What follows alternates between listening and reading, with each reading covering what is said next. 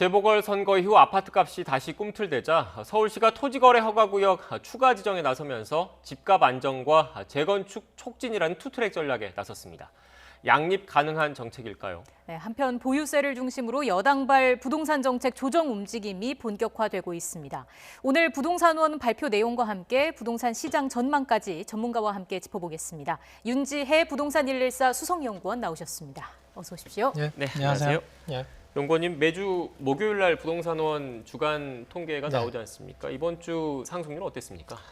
2주 연속으로 상승폭을 확대한 국면이고요. 아무래도 지금 오세훈 서울시장이 당선된 지 한 2주 정도 지나지 않았습니까? 지금 서울 아파트값 말씀하시는 거죠? 네, 맞습니다. 그래서 그 사이에 사실 재건축과 관련해서 오세훈 서울시장의 공약 자체가 민간 쪽에서의 재건축 규제 완화를 도입해서 공급을 빨리 하겠다 했던 부분들이 있다 보니까 이 2주 사이에 사실상 이제 뭐 목동이나 뭐 압구정이나 뭐 이런 부촌에 해당되는 재건축 지역들이 있지 않습니까? 네. 그 지역들에서 상승폭을 확대하는 국면들이 나타났고요. 그래서 이런 부분들이 계속 시세에 반영되다 보니까 아무래도 그 시장에서는 뭐 규제 완화에 대한 기대감들이 계속 시세에 반영이 되면서 이 가격들이 2주 연속 상승폭을 확대하는 국면들이 사실 최근 한 10주 연속으로는 정부에서 이제 공급을 많이 한다고 했기 때문에 사실은 좀 상승폭이 제어되는 뭐 그런 상황이었는데 2주 연속 이제 상승폭 확대하면서 좀 그 부분들이 좀 이제 제어가 좀 안 되는 그런 국면에 있습니다. 그래서 이 부분들이 전월세 시장 쪽에서도 가격 상승 국면이 같이 나타나니까 그러면서 시장이 다시 요동치는 그런 국면이라고 할 수 있습니다. 예. 전국 아파트 값은 어땠습니까? 전국 아파트 값도 상승폭을 확대를 했고요. 예. 다만 이 부분들은 사실 시장 내에서의 뭐 키 맞추기, 갭 메우기 이런 부분들과 관련이 돼 있는데 뭐 앞서 보신 뭐 광역 교통 계획들이 계속 이루어지는 것처럼 네. 중저가 아파트, 특히 지방 쪽이든 수도권이든 저평가된 아파트들에는 계속 수요가 유입되고 있다 이렇게 평가할 수 있습니다. 네, 예. 이렇게 우려가 커지니까 서울시가 토지거래 허가구역을 지정을 했습니다. 이 토지거래 허가구역이라는 게 정확히 어떤 겁니까? 토지거래 허가구역은 사실은 이걸 지정하게 되면 사실상 실수요, 그러니까 실제 거주하는 수요가 아니면 주택거래가 좀 어려워지는데요. 일단 지금 시장에서 추진한 구역들, 토지거래 허가구역 지역 그 구역들은 크게 네 곳입니다. 목동과 뭐 압구정과 성수동 일대, 뭐 여의도 일대까지 총 네 곳인데요.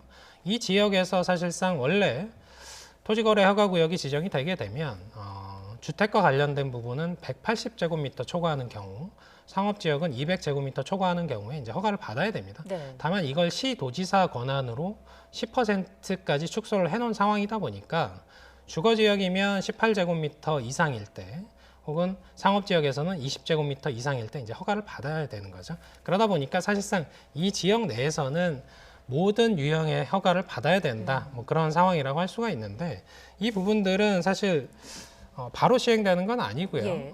다음 주죠. 27일 화요일부터 시행이 되고 한 1년여 정도 시행 기간을 거치는데 뭐 그 이후에도 불안하다면 계속 연장할 가능성이 있고요. 그리고 사실상 이 주거용과 관련된 부분은 2년 동안 실거주용으로만 취득을 해야 되기 때문에 앞으로는 실거주자 외에는 사실상 거래가 어렵다고 보시면 될 것 같고, 그러니까 한마디로 허가를 안 내주는 거죠. 그리고 마찬가지로 임대용으로도 활용이 불가능합니다. 그렇다 보니까 앞으로는 이 지역에서 사실은 거래가 좀 많이 축소되는 결과들이 나타날 거다 이렇게 볼 수 있습니다. 근데 이게 규제 지역이 좀 좁아서 풍선 효과를 좀 우려하는 부분들도 있더라고요. 예, 풍선 효과를 우려하실 수가 있죠. 예. 다만 이제 토지거래 허가구역을 지정할 때 그 취지가 어떤 거냐에 따라 틀립니다. 그러니까 예를 들어서 작년에 토지거래 허가구역들이 지정이 됐었죠. 그때 당시에는 이제 용산 쪽에 한 5월 정도에 지정이 됐었는데 그때 당시에는 용산 쪽 철도창 부지와 관련된 개발 이슈 때문에 그랬고요. 네.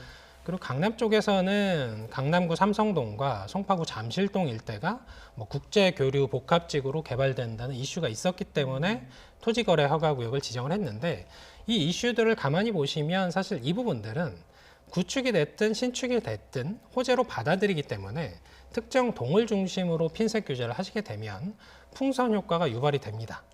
반면에 지금 같은 경우는 재건축과 관련된 기대감 때문에 그 특정 지역, 특정 단지를 이제 토지거래 허가구역으로 지정을 했죠. 무슨 얘기냐면 재개발 기대감이 있는 지역들을 지정을 했기 때문에 이게 풍선 효과가 불거지려면 주변에 재건축, 재개발하는 지역들이 있어야 됩니다. 그러지 않고 단순히 이 지역이 지정됐기 때문에 재개발 추진하지도 않는 지역 혹은 재건축 추진하지도 않는 지역인데 갑자기 풍선 효과가 유입되기는 한계가 있다 이렇게 평가를 하는 거죠. 네. 연구원님, 그런데 그 서울시는 토지거래 허가구역을 지정하면서도 네. 재건축 촉진은 계속 이런 기존을 유지하겠다 이런 방침을 계속 밝히고 있지 않습니까? 그런데 네. 이 두 개를 같이 놓고 보면 결국은 그 재건축이라는 게 낡은 아파트에 사시는 실거주자들, 원주민들의 그런 주거 환경 개선은 촉진을 하겠지만 네. 그 외에 밖에서 그 투기 목적으로 들어오는 거는 차단을 하겠다 이런 목적으로 봐야 되는 거죠? 네, 맞습니다. 토지거래 허가구역 자체가 계약 당시를 중시하기 때문에 문제점은 이런 건 있습니다. 단기적으로는 이제 다음 주 화요일에 시행이 되기 때문에 그 사이에 사실은 뭐 투자 목적을 가지고 계신 분들은 유입될 여지가 있겠죠. 다만 그 이후에는 전체적으로 차단이 되기 때문에 사실상 뭐 실사용 목적이 아니면 거래는 가능합니다. 실사용 목적이면. 다만 실사용 목적이 아닌 경우는 이제 허가를 안 해주는 상황이라고 할 수 있습니다. 네.